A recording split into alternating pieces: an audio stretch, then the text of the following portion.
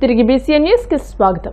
రాయలసీమలో ఉన్న ప్రతి గ్రామంలోనూ కాషాయం జెండా ఎగిరేలా అడుగులు వేస్తున్నామని బీజేపీ రాష్ట్ర అధ్యక్షుడు మాధవ్ పేర్కొన్నారు.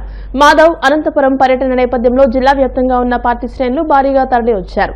కృష్ణా కళామందిర్ నుంచి క్లాక్ టవర్ మీదుగా కళా పరిషత్ వరకు నిర్వహించిన ర్యాలీలో మాధవ్ పాల్గొన్నారు. ఈ సందర్భంగా ఆయన మాట్లాడుతూ సీమ ప్రజల సమస్యలు తెలుసుకుని వాటిని పరిష్కరించే దిశగా బీజేపీ పనిచేస్తుందని అన్నారు.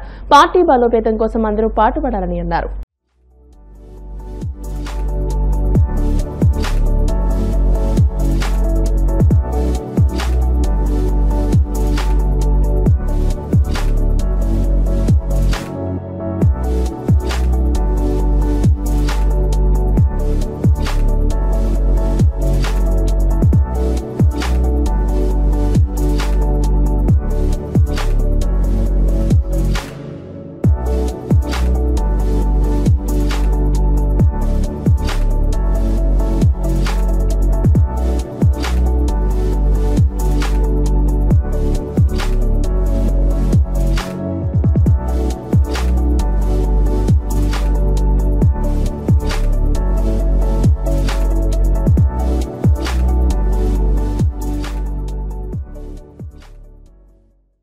పనిచేయడానికి ఈ ప్రాంతంలో పార్టీ బలోపేతం చేయడానికి మొత్తం మన 7 నియోజకవర్గాల నుంచి కార్యకర్తలు పెద్ద ఎత్తున రావటం చేసింది. వాళ్ళందరికీ ధన్యవాదాలు తెలియజేసుకుంటూ మన రాయలసీమ ప్రాంత అభివృద్ధికి ఎనలేని కృషి చేసే విధంగా ఈ ప్రాంతం సర్వతోముఖాభివృద్ధికి కావాల్సిన అన్ని పనులు మేము చేస్తామని, ఆ విధంగా వెళ్ళడానికి అలాగే కార్యకర్తల్లో స్ఫూర్తి ప్రేరణ నింపడానికి చిట్ట చివరి గ్రామం వరకు మా జెండా తీసుకెళ్ళడానికి ఆ ప్రయత్నంలో భాగంగా నేను ఇవాళ అనంతపూర్ రావడం జరిగింది.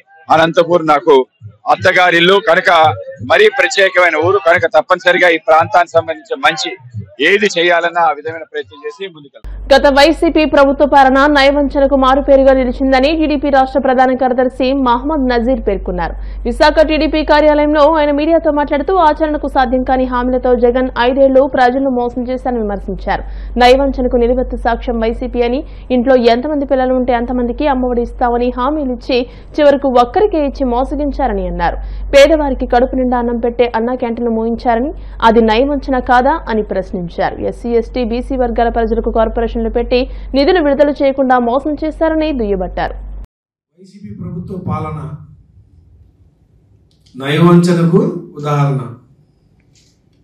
నేను ఈ మాట ఎందుకు అంటున్నానంటే, ఒక రాజకీయ పార్టీ పెట్టి ఆ రాజకీయ పార్టీ ద్వారా రాష్ట్రంలో ఉన్న 5.5 కోట్ల మంది ప్రజలకి ఆచరణ కాని హామీలంతా 2019లోనే చెప్పి ప్రభుత్వం వచ్చిన తర్వాత ఈ జనాన్ని ఏ విధంగా మోసం చేశారంటే,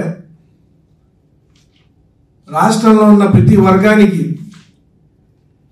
వారు చెప్పింది ఒకటి కూడా మాట నిలబెట్టుకోలేదు.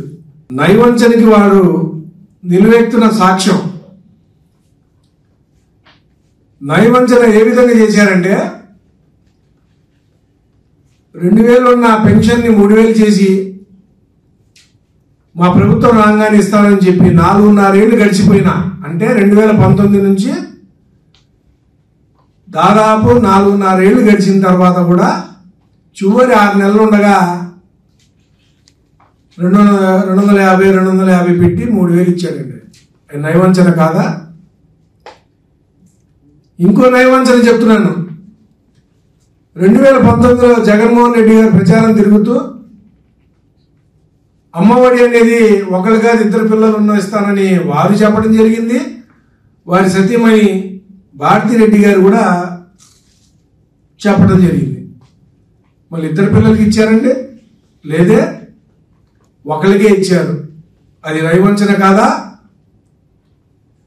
2019 వరకు పేదలకి, బడుగు బలహీన వర్గాలకి, విద్యార్థులకి, ఆకలితో అలముటించే వాళ్ళకి నారా చంద్రబాబు నాయుడు గారు అన్న క్యాంటీన్లు పెడితే, నువ్వు రాగానే అన్న క్యాంటీన్లు మూసేయడం అది నయవంచన కాదా? రాష్ట్రంలో ఎస్సీ కార్పొరేషన్ కానీ, బీసీ కార్పొరేషన్ కానీ, మైనార్టీ కార్పొరేషన్ కానీ, ఎస్టీ కార్పొరేషన్ కానీ అన్ని కార్పొరేషన్ని నిర్వీర్యం చేసేసి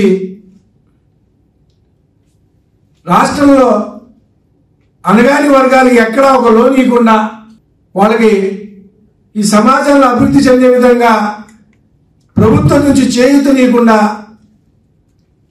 అన్ని వర్గాలకి ఆ కార్పొరేషన్ ద్వారా మోసం చేశావు. అది నయవంచన కాదా?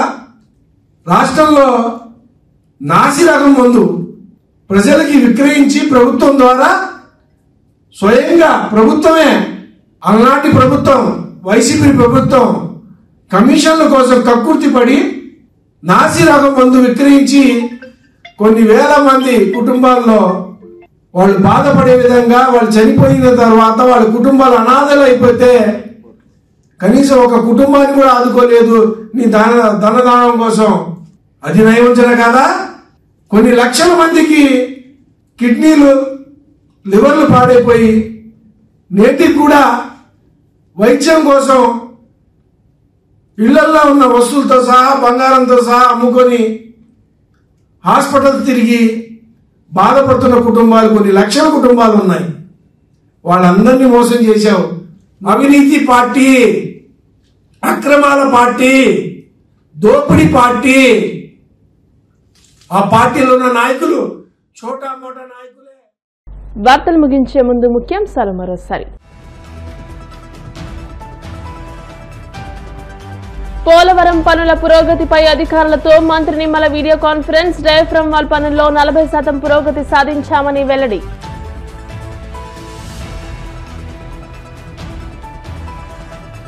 ఐటీ సెజ్లలో పనిచేసే ఉద్యోగుల నివాస గృహాలకు స్థలాలు కేటాయించాలి. లోక్సభ 0 అవర్లో కేంద్రానికి విజ్ఞప్తి చేసిన కాకినాడ ఎంపీ ఉదయ్ శ్రీనివాస్.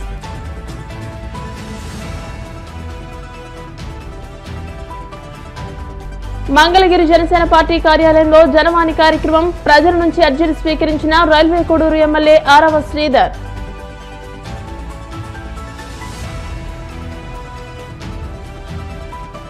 రాజమండ్రి సెంట్రల్ జైల్లో ఎంపీ మిథున్ రెడ్డితో వైసీపీ నేతల ములాఖాత్. కూటమి ప్రభుత్వాన్ని ప్రశ్నించే ప్రతి ఒక్కరిని జైల్లో పెడుతున్నారని ఆగ్రహం. ఈ వార్తలు ఇంతటితో సమాప్తం. మరిన్ని వార్తల కోసం BCN digital YouTube channel, Facebook page ని ఫాలో అవ్వండి. అప్డేటెడ్ వార్తల కోసం ప్లీజ్ సబ్స్క్రైబ్.